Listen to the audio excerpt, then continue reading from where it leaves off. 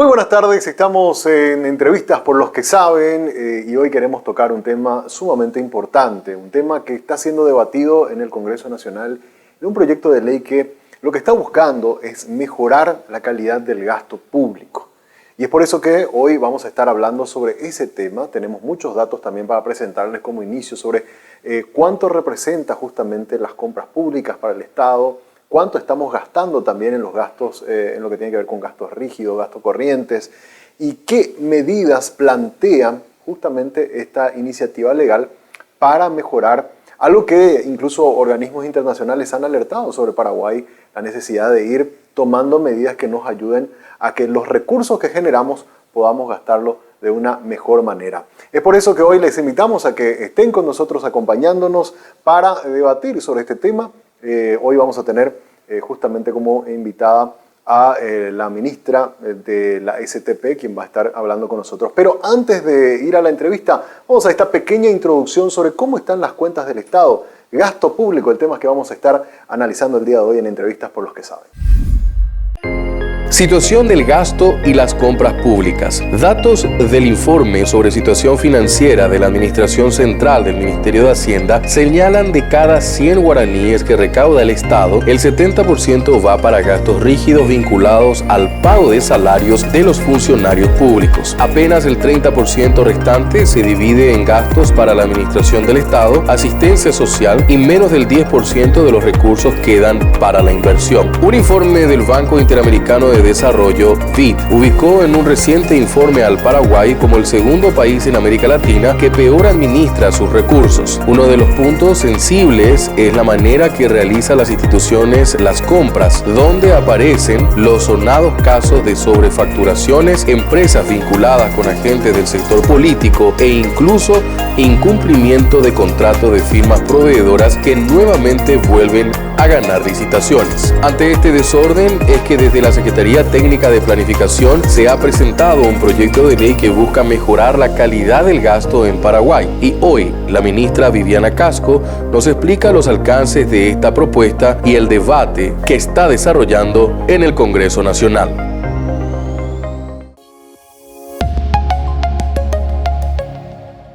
Muy bien, seguimos en Entrevistas por los que saben y ya estamos con nuestra invitada del día de hoy aquí en 5 días. Está la ministra Viviana Casco. Ella tiene una vasta experiencia en todo lo que tiene que ver con el manejo justamente del gasto público, en su experiencia dentro del Ministerio de Hacienda y últimamente en la STP. Ha sido una de las personas que ha impulsado justamente este proyecto de ley que ya tiene sanciones de ambas cámaras, pero que todavía no se ha definido del todo. Pero para ello le vamos a presentar. Ministra, ¿cómo estás? Muy buenas tardes. Muy buenas tardes, Samuel. Un gusto realmente estar con ustedes y para conversar de este tema tan importante. Bueno, te teníamos en el canal 5 días, recuerdo, en el programa Monitor, justamente cuando ibas a presentar, o se iba a presentar en el Congreso este proyecto de ley. Nos comentabas antes de entrar al aire de que ya ha pasado por el circuito, gran parte del circuito parlamentario de discusión, o por un lado en el Senado se hizo la aprobación, luego fue a diputado donde hicieron modificaciones, ahora volvió al Senado y hay dos versiones, la versión diputados y la versión senadores. Ese es el estado. Pero antes de que nos indiques tu posición de cuál es la versión que consideras que es la mejor o la que debería ser promulgada, te pediría, ministra, que nos puedas dar una pequeña reseña de lo que plantea justamente esta ley y por qué es tan importante para nuestro país contar con este nuevo instrumento legal. Agradezco mucho tu pregunta, Samuel. Yo creo que estamos hablando, como bien mencionaste al inicio del programa, de un gasto muy importante que realiza el Estado. No solamente gasto, sino inversión también. Y si uno habla en términos del Producto Interno Bruto, estamos hablando del 10% de la economía, estamos hablando de un poco más de 4.000 millones de dólares al año en algunos años, dependiendo del año. En este caso estamos hablando del 2019, que fue el año donde más procesos de licitación realizó el Estado. Y si miramos en términos del presupuesto, estamos hablando de más del 20% del presupuesto del Estado. O sea, estamos hablando de un componente del gasto público muy importante. Y como bien ya mencionaste también, varios organismos internacionales levantaban el punto de que uno de los pilares del gasto público que teníamos que justamente hacer un proceso de revisión y ajustes era el de las compras públicas, o como ahora le denominamos, el sistema de suministro público. ¿Y por qué estamos hablando del sistema de suministro público? Porque no solamente ya el modelo que se presenta dentro del proyecto de ley abarca el proceso de compra necesariamente, sino extiende la mirada a otras etapas que son muy importantes y donde también visualizamos que existen muchas falencias en nuestro sistema.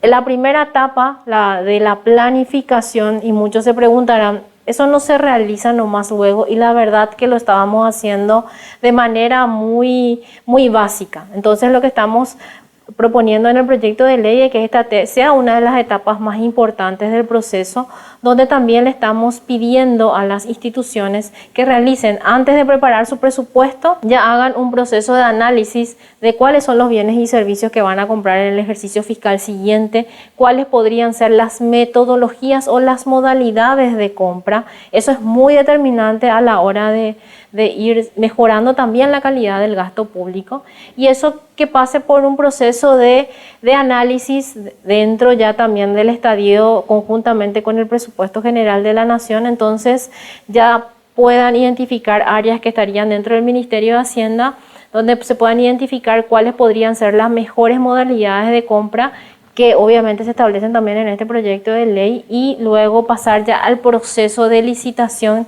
que todos conocemos y que hay un concepto que Pablo Sey suele decir y que a mí me gusta mucho. O sea, es una guerra hoy de papeles, ¿verdad? Van y vienen documentos, es muy procedimental, excesivamente procedimental el proceso.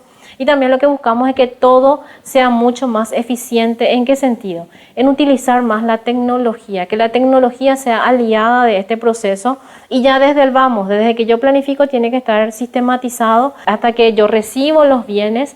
Y una última etapa que serían como 3 etapas grandes, pero hay 2 intermedias, pero yo le hablo siempre de 3 etapas. La última etapa es la etapa de evaluación, o sea, yo compro, pero también tengo que evaluar lo que estoy comprando, no solamente desde el punto de vista de la institución compradora, que podría ser STP en este ejemplo, pero también desde el punto de vista de la ciudadanía.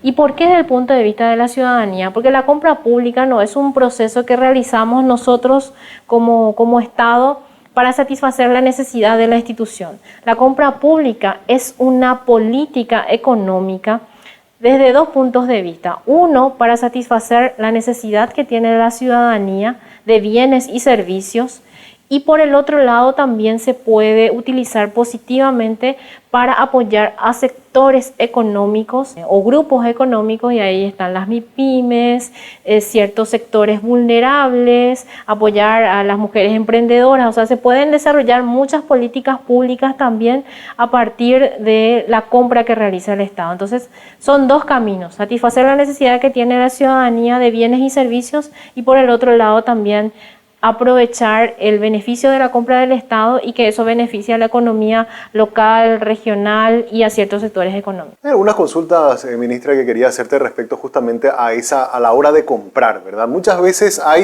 voy a poner un ejemplo así sencillo, necesitamos sillas de oficina, por dar un ejemplo, ¿verdad?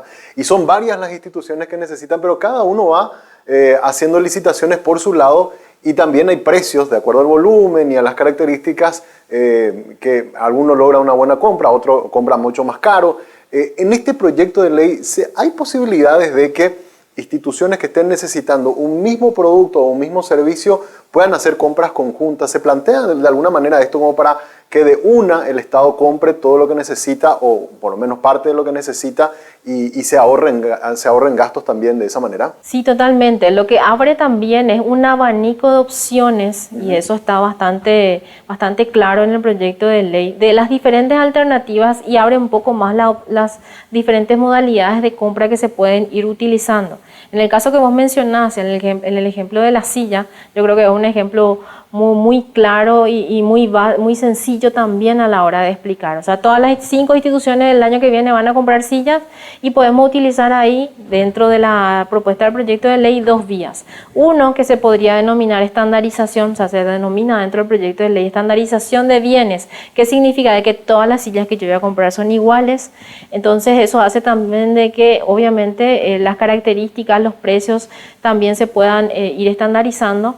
Y lo otro también es que se puede hacer a través de la tienda virtual, ¿verdad? Entonces, se abre, por eso hablaba de un conjunto de posibles alternativas donde obviamente lo que se busca es siempre que el Estado pueda comprar mejor y también pueda comprar un poco más barato. Okay. Hay un punto también que en algún momento cuando discutíamos el proyecto de ley saltaba, es que las instituciones decían, pero yo ya no voy a poder hacer mi compra, va a hacerlo el Ministerio de Hacienda o va a tener que hacerlo la DNCP, y no es así. O sea, lo que se va a hacer es establecer las herramientas para comprar de manera conjunta, obviamente. Exacto. Pero ellos van a seguir realizando los pagos, o sea, realmente... Porque pierde autonomía. Claro, y no pierden autonomía realmente. Lo que va a facilitar, en este caso, el Ministerio de Hacienda y la DNCP, es justamente establecer esos canales y que esos canales sean más sencillos. ¿Qué es lo que nosotros buscamos en el fondo con todas estas incorporaciones en el proyecto de ley? De ninguna manera pretendemos sacar la autonomía a las instituciones, sino todo lo contrario. Que las instituciones, que las unidades de compra se dediquen a hacer operaciones o compras estratégicas, que es el fin de las instituciones, y en esas cuestiones que son casi operativas, generales, busquemos alternativas que sean más fáciles a la hora de comprar. Entonces, ellos también puedan dedicarse el tiempo que se requiere para esas compras que son estratégicas. En el caso de obras públicas, para el tema, todo lo que sea infraestructura vial, por ejemplo, o las obras que son estratégicas, y aquellas cuestiones básicas lo vayamos resolviendo justamente de una manera mucho más sencilla. En muchos casos en la prensa se han publicado varios de ellos. Por ejemplo, existen ciertas empresas que son las que normalmente ganan la mayoría de las licitaciones y son mega estructuras, y es muy difícil que un nuevo actor que quizás pueda tener mucha calidad o capacidad, calidad, pero no la capacidad o la infraestructura, pueda comenzar o incorporarse como un proveedor del Estado. Entiendo que este proyecto también abre un poco más el abanico como para que jugadores independientes o pequeños puedan también tener oportunidades de hacer negocios con el Estado y de alguna manera se democratice, entre comillas, las compras que hace el Estado, ministra. Sí, totalmente. Una de las incorporaciones que habíamos incluido al proyecto de ley justamente en el ámbito de la Cámara de Senadores fue ampliar un poco las potencialidades que tienen las MIPYMES principalmente. O sea, sabemos que el 92% de las unidades económicas del país corresponden a las MIPYMES, más del 80% de la generación de mano de obra. Entonces, mirando un poco estos datos y trabajando con el sector, identificamos la posibilidad de incluir en el proyecto de ley lo que se llama reserva de mercado.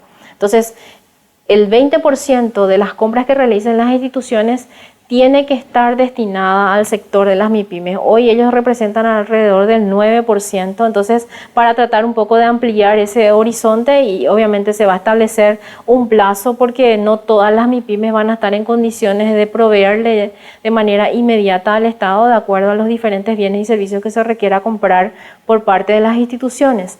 Entonces, ese tipo de inclusiones fuimos incorporando para que obviamente haya más jugadores.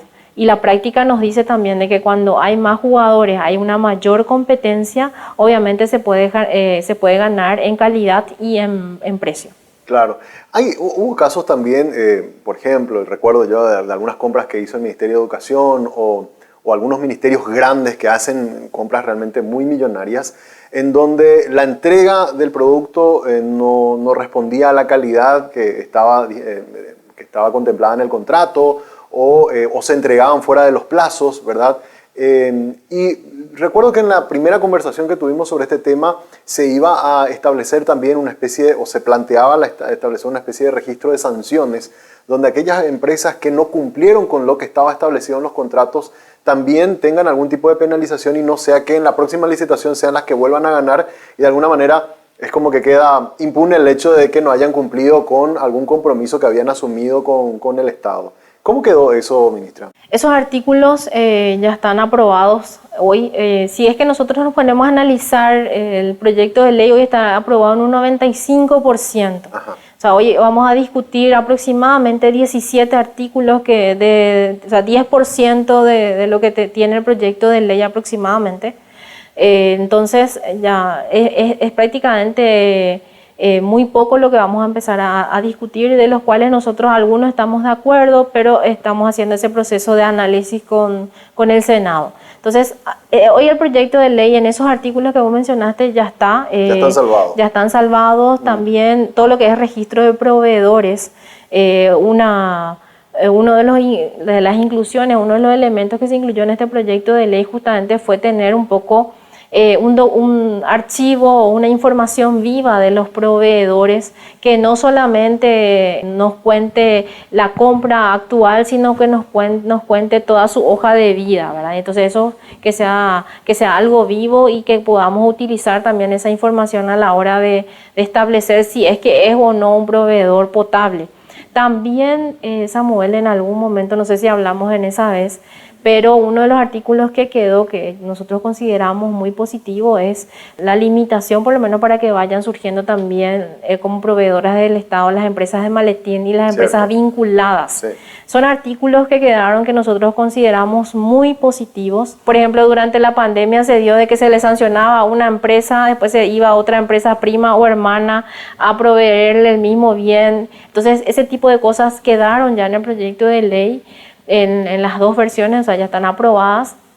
Yo creo que son avances demasiado importantes dentro de este proceso que justamente busca mejorar la calidad del gasto. Totalmente. Ahora quiero ir puntualmente, ministra, a los puntos que han sido modificados, porque, a ver, así está el circuito. Decíamos al principio del programa, pasó por el Senado, se hicieron algunas modificaciones en diputado, ahora vuelve al Senado, pero entiendo que, en tu opinión, te preguntaba antes de empezar el programa, estás más a favor de la versión de senadores. ¿Cuáles son los temas que incorporaron los diputados y con lo cual, de alguna manera, no te parece que sea correcto que salga esa versión como para poder tener en claro qué es lo que se va a discutir en Senado para definir esta ley? Realmente son como 13 artículos que hoy estamos discutiendo nosotros con el Senado, y me gustaría mencionarte 3 de lo que considero que son los más importantes, ¿verdad? En uno de los artículos se menciona de que, y está muy vinculado al Ministerio de Hacienda, se establece un pago para las MIPYMES, o sea, establece en el proyecto de ley un pago de 30 días, o sea, desde el momento que se presenta la factura, necesariamente se le tiene que pagar 30 días a las MIPYMES. Entonces, nosotros estamos de acuerdo de que haya un proceso acelerado para ellos, porque entendemos de que generalmente su capital operativo es mucho más limitado, pero lo que no estamos de acuerdo es que se incluya un plazo establecido dentro de la ley.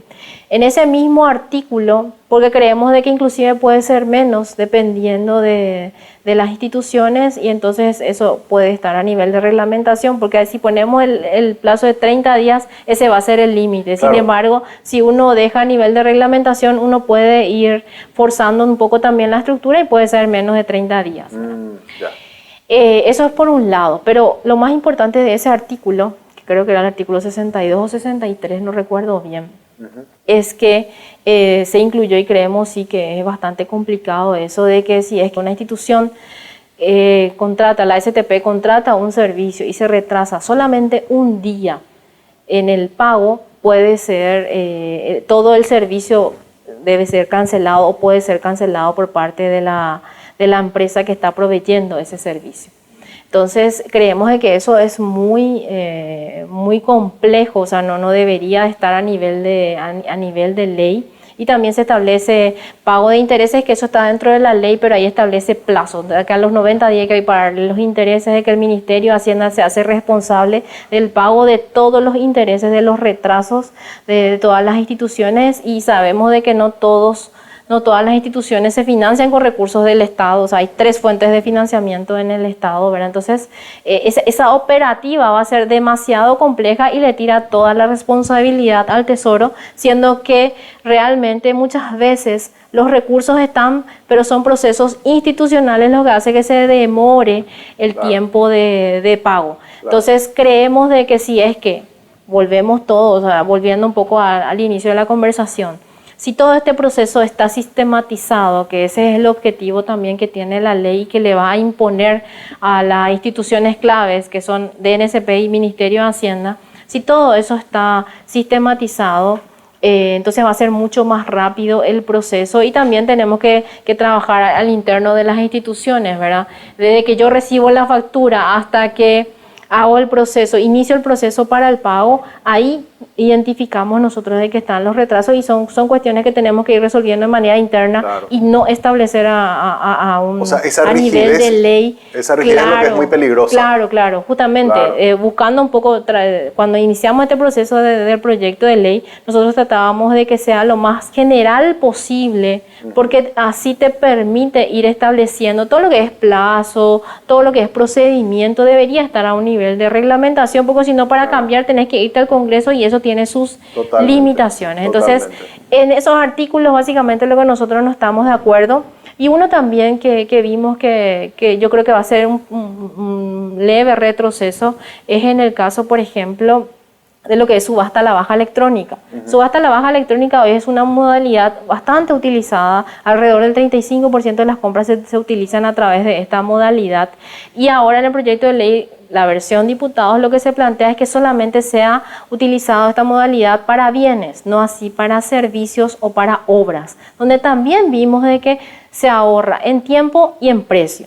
Entonces, esas son las cuestiones que nosotros ahora estamos conversando en senadores para que senadores se ratifique en su versión y podamos sacar un proyecto de ley un poco menos rígido de lo que se está planteando en estos artículos en la versión de diputados. Dos pequeños comentarios, ministra. Uno, lo que tiene que ver con lo que mencionaba de la rigidez de los plazos, ¿verdad? Yo sé, por ejemplo, hay un ejemplo que ocurrió muy claro con el Ministerio de Obras Públicas, que tenía un montón de inversiones, de pago incluso a proveedores, pero habían urgencias como la que ocurrió con la cuestión sanitaria, que se tuvieron que reasignar fondos a atender una urgencia sanitaria.